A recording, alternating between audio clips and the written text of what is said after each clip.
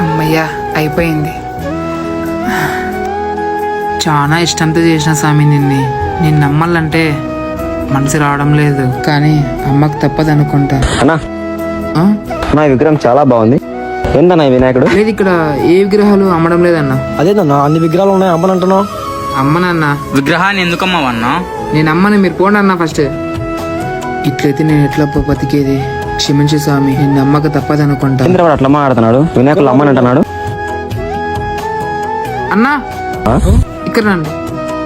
ఏం చెప్పు. నేను వినాయకుని నమ్ముతా అన్నా, కానీ నాది కండిషన్. కండిషనా? ఏం కండిషన్? వినాయకుడిని కూర్చోబెట్టే రోజు అంగరంగ వైభవంగా కూర్చోబెడతారు, కానీ నిమజ్జనం రోజు చెల్లా చెదురుగా పడేస్తా అన్నారు.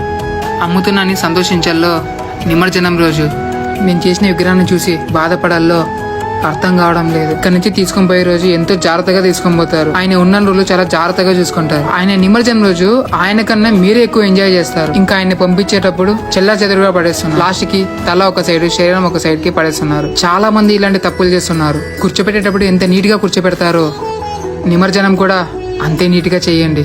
ఆయన ఎంత సంతోషంగా తెచ్చుకుంటామో ఆయన పంపించేటప్పుడు కూడా అంతే సంతోషంగా పంపించండి.